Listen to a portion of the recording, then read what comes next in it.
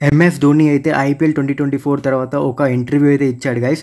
So ఆ ఇంటర్వ్యూలో retirement గురించి ఏమైనా చెప్పాడా అండ్ మిగతా విషయాలు ఏం మాట్లాడాడు దాని గురించి ఒక 3 క్లిప్స్ లేదా 3 పార్ట్స్గా అయితే ఇంటర్వ్యూ అయితే ఉంది నా దగ్గర. సో అదేంటిదో ఏం చెప్పాడో నేనైతే మీకు చెప్తా. సో చలో వీడియోలోకి అయితే వెళ్ళిపోదాం. సో వీడియోలోకి అయితే వెళ్ళిపోయే ముందైతే నేనైతే కొంతమందికి అయితే సారీ అయితే చెప్పాను guys. So RCB fans sorry. నేనైతే నిన్న వీడియోలో ఇక్కడ వర్స్ట్ ఫ్యాన్స్ అని మెన్షన్ చేసింది అందరి ఫ్యాన్స్ని ఉద్దేశించి అయితే కాదు, కొంతమందిని కొంత గ్యాంగ్ అయితే ఉంటారు కదా. సో చిల్లర్ గ్యాంగ్ కొంతమందిని, సో అందరైతే అలా ఉండరు. సో సారీ, అదే ఇప్పుడు చెప్దాం అనుకుంటున్నా. సో ఇప్పుడైతే వీడియోలోకి అయితే వెళ్ళిపోదాం. ఫస్ట్ అయితే మనం రోహిత్ శర్మ గురించి చూసేద్దాం గైస్. సో రోహిత్ శర్మ అయితే ఒక విషయం మీద అయితే చాలా కోపంగా అయితే ఉన్నాడు. సో ఆ విషయం ఏంటిదో కాదు, అతను రోహిత్ శర్మ అండ్ కొంతమంది క్రికెటర్స్ ఒక ఒక దగ్గర అంటే ఒక స్టేడియంస్లో వాళ్ళు నార్మల్గా మాట్లాడుకుంటూ ఉంటారు కదా.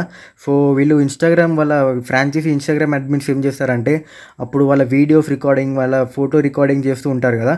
సో అలానే స్టార్ స్పోర్ట్స్ వాళ్ళు కూడా రోహిత్ శర్మ అండ్ వేరే ఎవరు మాట్లాడుకునేటప్పుడు వీళ్ళ ఆడియో ఏదో లీక్ అయిందంట. సో ఆ విషయం అయితే రోహిత్ శర్మకి అయితే నచ్చలేదు. సో స్టార్ స్పోర్ట్స్ని తిడుతూ ఒక పోస్ట్ అయితే పెట్టాడు ట్విట్టర్లో. సో అది మీరు స్క్రీన్ పైన చూస్తున్నారు. సో ఇదే ఈ విషయం తెలుసుకునే అతను చాలా కోపంగా అయితే ఉన్నాడు స్టార్ స్పోర్ట్స్ అండ్ కొన్ని అడ్మిన్స్ మీద. సో ఇదే అంత ప్లేయర్స్ మీద అనేది రూమర్స్ అయితే వస్తున్నాయి. సో అదైతే నిజం కాదు. సో నేను మీకు చెప్దామని అయితే చెప్తున్నా. సో ఇప్పుడైతే ఎంఎస్ ధోని గురించి చూద్దాం guys.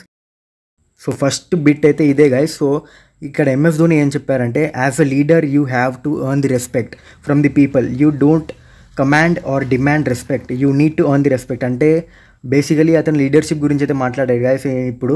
So as a leader మీరు మీ రెస్పెక్ట్ని ఎర్న్ చేసుకోవాలి. ఒకరిని అడిగి ఒకరిని కమాండ్ చేసి అయితే మనం లీడర్షిప్ని అప్రిషియేషన్ చేయడానికైతే మనం వాళ్ళని ఒప్పించలేము. సో అదంతా మన పైన ఉంటుంది. సో మన బిహేవియర్, మన లీడర్షిప్ ఎలా ఉంటే ఇతరులు దాన్ని ప్రేజ్ చేయాలా లేకపోతే డిమోటివేట్ చేయాలా అనేది వాళ్ళ మీద ఉంటుంది.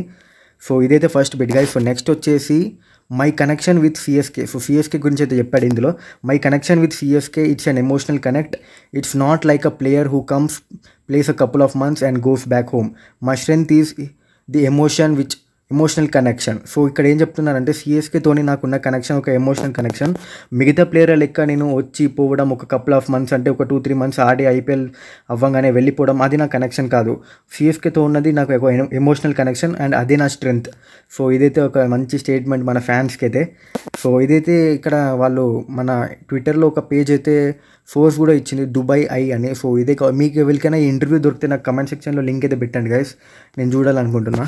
సో నెక్స్ట్ వచ్చేసి ఇక్కడ నెక్స్ట్ బిట్ వచ్చేసి you lead by example through ups and downs because when you are successful it's very easy to say this is what we do, but when times are tough in the real times you have to walk the talk. In those moments if you are still the same that time you earn the respect. అంటే గెలుస్తున్నప్పుడు ఒక లెక్క, గెలవనప్పుడు ఒక లెక్క ఉండద్దు guys. So ఎప్పుడైతే మనము అప్స్లో ఉన్నామో అప్పుడు మనం చాలా మాట్లాడతాం, కానీ ఎప్పుడైతే మనం డౌన్స్లో ఉన్నామో అప్పుడు మనం ఏం మాట్లాడుతున్నాం, అప్పుడు మనం చేసేది ఏంటిది, అప్పుడు మనం ఎలా ప్రవర్తిస్తామో దానిపైనే మన రెస్పెక్ట్ అనేది ఆధారపడి ఉంటుంది. దాన్ని బట్టి మనకి రెస్పెక్ట్ అయితే వస్తుంది, ఇతరులు కూడా రెస్పెక్ట్ ఇస్తారు. సో అదే ఇక్కడ బేసికలీ ఎంఎస్ ధోని అయితే చెప్పారు గైస్. సో ఇదే ఇతని ఇంటర్వ్యూ. అండ్ ఇంకొక ఎంఎస్ ధోని రిటైర్మెంట్ గురించి కూడా ఒక చిన్న అప్డేట్ అయితే ఉంది గైస్ నా దగ్గర. సో అదేంటిదంటే క్రిక్ బస్కి అయితే సిఎస్కే ఆఫీషియల్ మన కాశీ సార్ ఏమన్నారంటే, ఎంఎస్ ధోని అయితే కాశీ సార్ని ఒక 2 months టైం అయితే అడిగాడంట. సో తన డిసిజన్ని చెప్పడానికి ఆడడా అని. సో ఏం డిసిజన్ వస్తుంది అనుకుంటున్నారో మీరైతే కమెంట్ సెక్షన్లో చెప్పండి. సో నాకైతే ఇంపాక్ట్ ప్లేయర్ రూల్ వల్ల ఇంకొక 2 seasons ఆడితే బాగుండని అయితే నాకు అనిపిస్తుంది. సో డెవన్ కాన్వేని వికెట్ కీపింగ్ చేయించి అండ్ లాస్ట్ ఓవర్స్లో ఎంఎస్ ధోని ఇంపాక్ట్ ప్లేయర్లో వస్తే చాలు. సో మీరేమనుకుంటున్నారో కమెంట్ సెక్షన్లో చెప్పండి. సో చలో నెక్స్ట్ వీడియోలో వెళ్దాం, అంతవరకు బాయ్.